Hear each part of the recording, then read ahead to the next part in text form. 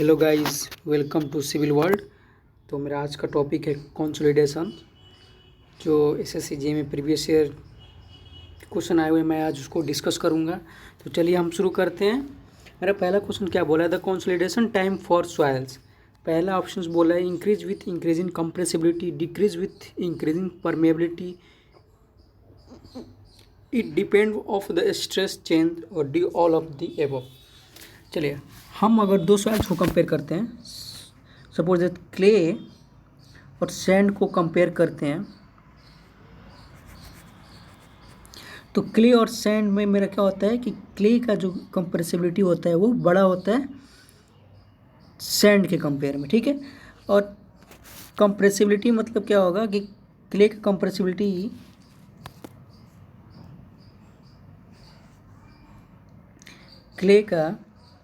Compressibility जो होता है इंक्रीज कर जाता है, क्योंकि क्ले का जो होता है वॉल्यूम कंप्रेस ज़्यादा होता है, तो इसलिए टाइम जितना ज़्यादा होगा मेरा increase with increasing compressibility. Okay, तो कंप्रेसिबिलिटी टाइम के साथ बढ़ता है। सेकंड ऑप्शन क्या बोल रहा है कि डिक्रीज विथ इंक्रीजिंग परमेबिलिटी, ठीक है, कि अगर आप के परमेबिलिटी को जितना कम करोगे तो पक्की बात है कि पानी उतना ही धीरे धीरे पास करेगा, और उतना ही धीरे धीरे पास करेगा तो वहाँ पे क्या होगा, वहाँ पे टाइम ज़्यादा लगेगा, ठीक है। टाइम ज़्यादा लगेगा तो फिर क्या होगा कि वो परमेबिलिटी जितना कम होगा वहाँ पे टाइम उतना ही ज़्यादा लगेगा, यानी कि ऑप्शंस ए और बी मेरा राइट है। लेकिन क्या बोल रहा है कि it is dependent of stress change, यानी कि टाइम के फॉर्मूला पे कोई आपका स्ट्रेस चेंज का कोई ये ही नहीं है, यानी क्या होता है, ये इंडिपेंडेंट होता है, ठीक है। तो पहला मेरा क्या हो गया, पहला का ऑप्शन पहला का सी भी राइट है, यानी कि A B C is the right, यानी कि टू का option D is right, all of the above. चलिए, for routine consolidation test in laboratory thickness of the specimen, यानी कि जो राउटिंग कंसोलिडेशन में यूज़ करते थे वहाँ पे जो मेरा स्पेसिमेन में होता था उसका थिकनेस कितना होता था, 20 mm होता था, और उसका डायमीटर जो होता था, वो 60 mm का होता था। और ये इसको कहाँ देखते थे हम लोग, IS 272015 में हम लोग इसको 272015 में हम लोग इसको पढ़ते हैं, ठीक है।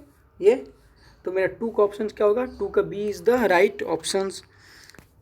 थर्ड क्या बोला, the rate of consolidation increase with increase in temperature, B का ऑप्शन मेरा छूट गया है, increase with increase in time, C क्या है, इज इंडिपेंडेंट ऑफ टेम्परेचर, और D all of the above.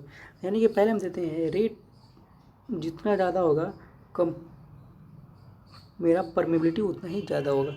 और परमेबिलिटी क्या होता है, कोजनिक कॉमन इक्वेशन के फार्मूला में पढ़े थे कि equal to mu gamma W divide by mu, और गामा डब्लू का यूनिट वेट ऑफ वाटर, यानी कि के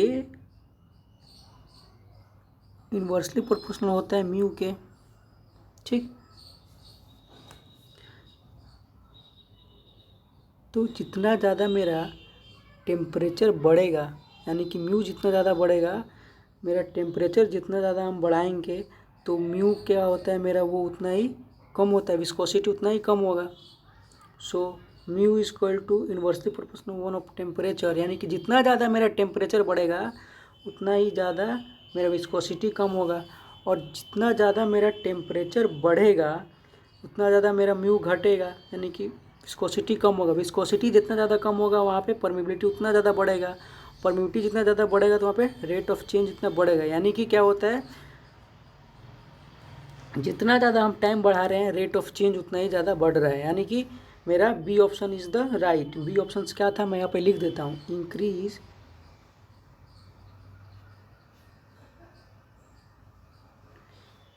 विथ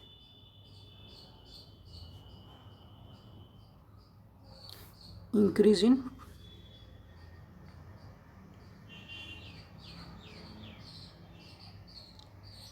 टेम्परेचर।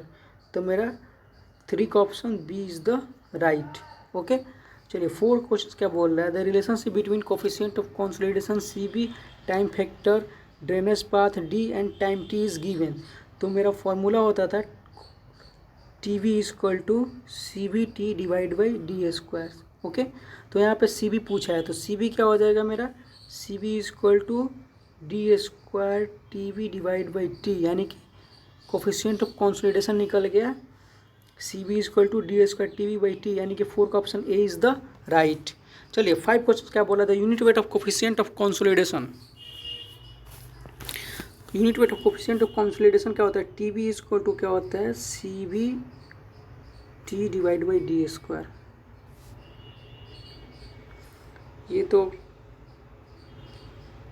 TB मेरे को 1 हो जाएगा, इसको CB निकालना है। T क्या होता है, T का क्या होता है सेकेंड्स, यूनिट वेट, टाइम को सेकेंड्स में लिखते हैं, ड्रेनेज को क्या लिखते हैं मीटर स्क्वायर्स, और स्क्वायर कैसे ये D² है इसलिए मीटर स्क्वायर किया। तो मेरे को CB निकालना है, तो CB क्या हो जाएगा, CB equal to metre square पर सेकेंड, और ऑप्शंस में मेरा क्या दिया है सब सेंटीमीटर स्क्वायर, यानी कि D मेरा क्या होता है सेंटीमीटर, mm स्क्वायर या मीटर स्क्वायर सब में हो सकता है।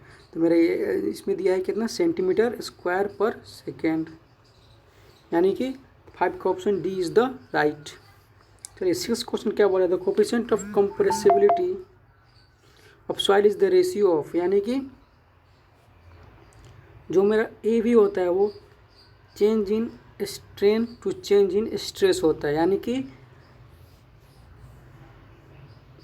कोफिशिएंट ऑफ कंप्रेसिबिलिटी निकालते हैं change in stress to change in effective stress, change in strain to change in effective stress.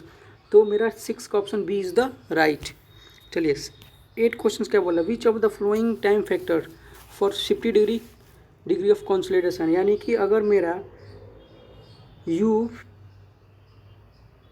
60% से कम है तो टाइम फैक्टर क्या होता है TB इक्वल टू π/4 U²। ठीक है, π/4 U कितना है 50 डिवाइड बाई 100 का स्क्वायर्स करोगे तो ये कितना हो जाएगा 0.196, जो अप्रोक्सीमेटली 0.2 के बराबर है, यानी कि मेरा 7th का option A is the right.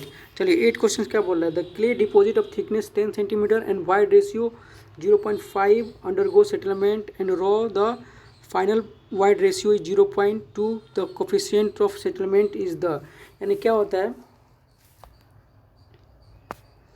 मेरा सेटलमेंट निकालना है, यानी कि delta H divide by H equal to change in effective strain to divide by 1 plus E equal to delta V by V। मेरे को डेल्टा V बाई V तो नहीं दिया, मेरे को इतना ही में काम करना है, इतना ही इक्वेशंस में मेरे को यूज करना है। ठीक है, तो चलिए देखते हैं, delta H divide by depth कितने दिया है 10 सेंटीमीटर, चेंज इन इनिशियल कितना है तो 0.5, फाइनल कितना है 0.32, ओके 1 प्लस ई नॉट, यानी कि इनिशियल कितना है 0.5, यहाँ से करोगे तो डेल्टा H क्या होगा, डेल्टा H होगा 10 इंटू 0.3 डिवाइड बाई 1.5। ओके, सो ये हो गया 3 एकम 3 5 3 5 15, यानी 5 एकम 5 5 गुना 10, यानी कि डेल्टा H कितना हो गया मेरा 2 सेंटीमीटर। ओके, यानी कि 8 का option C is the right, delta H settlement कितना होगा 2 सेंटीमीटर आंसर। ठीक है, okay, thank you very much, like subscribe and share.